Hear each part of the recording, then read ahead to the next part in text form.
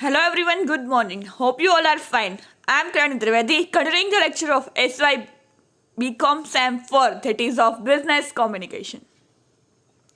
We have already completed Unit 2 and we are at the third unit, that is known as Job Interview. Preparing for an interview. The first topic is about preparing for an interview. So job interview, be prepared. જ્યારે જાઓ ઇન્ટરવ્યુમાં ત્યારે prepare થઈને જાઓ. Be prepared. An interview can be defined as an oral tool used to test a candidate's suitability for employment. Interview શું છે તો કે oral test છે, ઓરલ ટૂલ છે જે ટેસ્ટ કરે છે કે કેન્ડિડેટ પોસ્ટ માટે એલિજિબલ છે કે નહીં, સ્યુટેબલ છે કે નથી. ઇન્ટરવ્યૂ પ્રિપરેશનમાં શું કરવાનું હતું તો કે નો યોર સેલ્ફ. તમે તમારી જાતને પહેલાં ઓળખો, કઈ સ્કિલ્સ છે તમારામાં, કઈ આવડત છે એને તમે રજૂ કરવાની છે તો એને બહાર કાઢો. Step 2, know the employer and the industry. Employer કોણ છે, ત્યાંનું મેઇન હેડ, એક્ઝિક્યુટિવ, મેનેજર અને ઇન્ડસ્ટ્રી છે તો ઇન્ડસ્ટ્રી કઈ પ્રકારની છે, કેમ એના મિશન્સ છે, એના પોલિસીસ કઈ છે, પ્રોડક્ટ્સ કઈ વેચે છે, કયું બધું આખું એના વિશે જાણી લો. નો ધ જોબ, તમારી જોબ કઈ છે એની ક્લિયર અન્ડરસ્ટેન્ડિંગ તમને હોવી જોઈએ. તમે કઈ જોબ કઈ પોસ્ટ માટે જાઓ છો એના વિશે તમે ક્લિયર હોવા જો.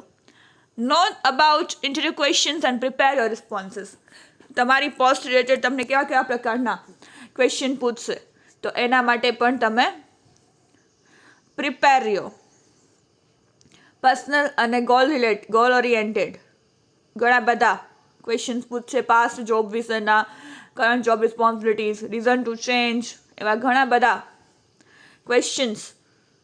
Goal oriented personal questions means tell something about yourself, અને ગોલ ઓરિએન્ટેડ પણ પૂછશે.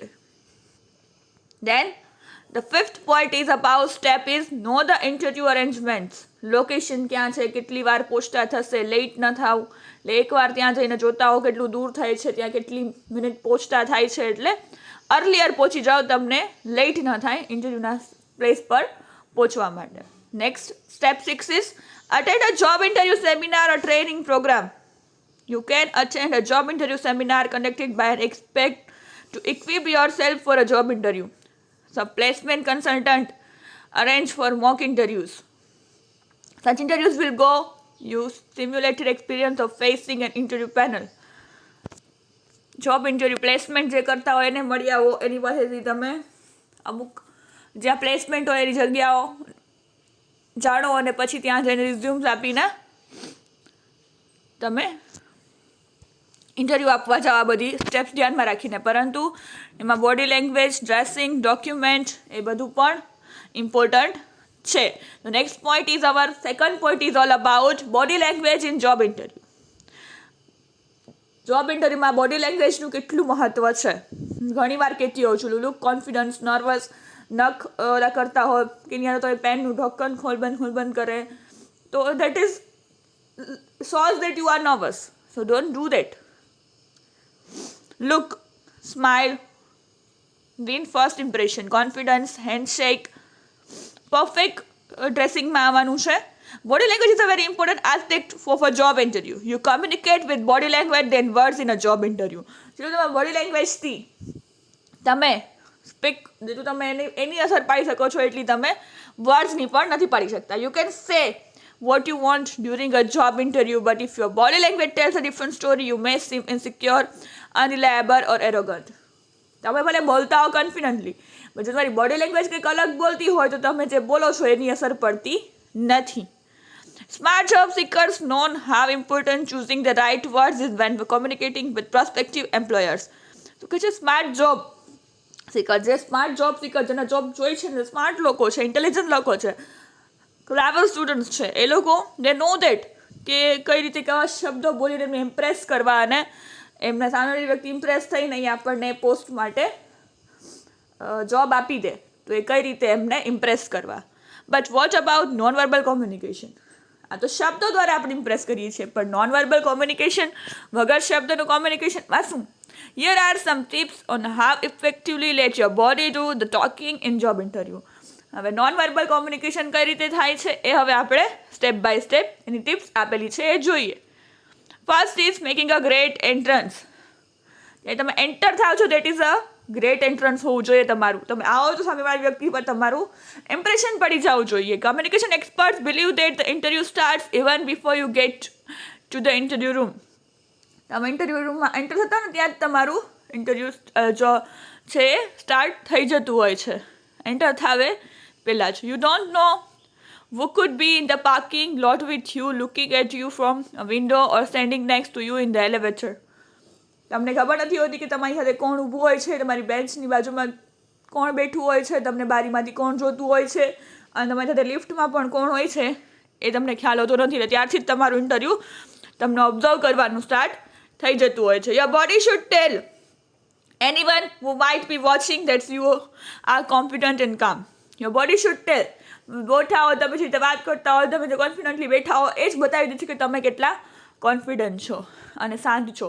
It's not a time to be frantically searching through your portfolio for printouts of your resume. Resume ગોતવાનું ને ફટ આમ હાફરા ફાફરા થઈ જાવ, અરે યાર રિઝ્યુમ નથી મળતું ને ફટફટ ફાઇલમાંથી ગોતો ને એ કામ કરવાનો એ સમય નથી. શેક ઇટ ડોન્ટ બ્રેક ઇટ. શું કહે છે? શેક ઇટ એટલે હેન્ડ શેકની વાત કરે છે. હાથ કોઈ મિલાવે, કંપનીમાં બધું ચાલે છે.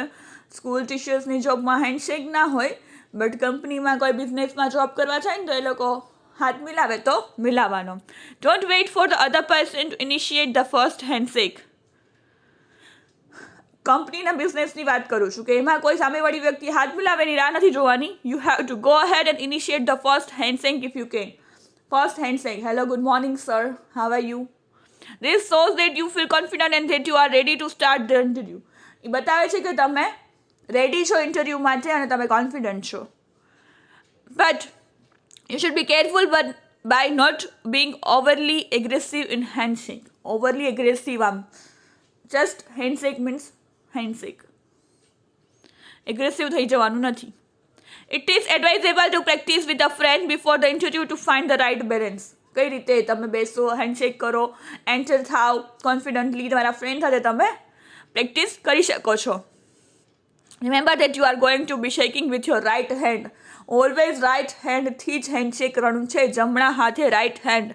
તો prepare arranging your belongings on your left side એટલે ફાઇલ્સને બધું લેફ્ટ હેન્ડમાં રાખવાનું અને હેન્ડશેક રાઇટ હેન્ડથી કરવાનું છે. You can offer your hand with the palm slightly up so that the opposite person's hand cover yours.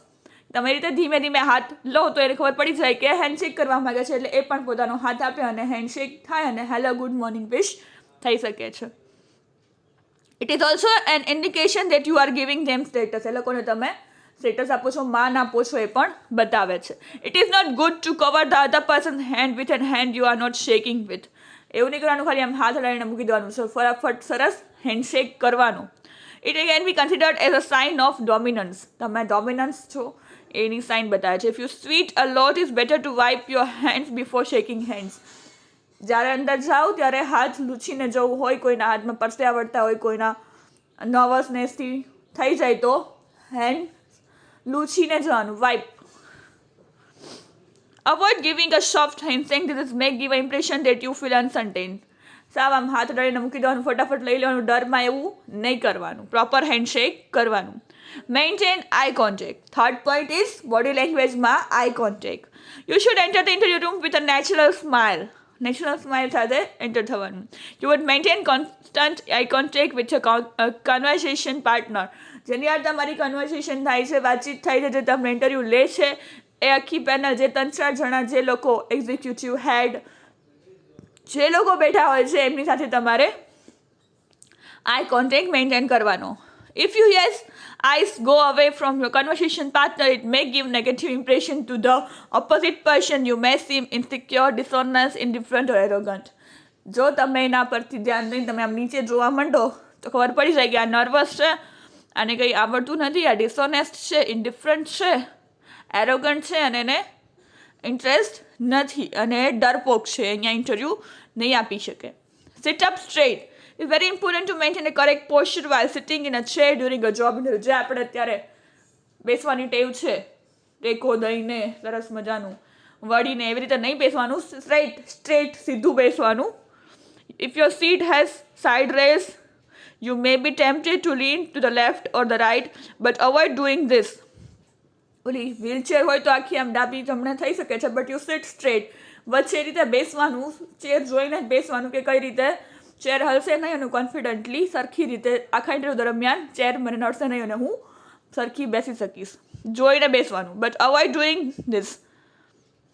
If you are hanging loosely in your chair, then you may seem careless and indifferent. જો તમે ચેરમાં comfortably બેઠા નહીં હો તો ખબર પડી જશે કે તમે નર્વસ છો અને તમને ડરો છો કે આ ફટાફટ પતે તો હું અહીંથી જતું રહું. Therefore, try to sit up straight and to keep your back against the backrest.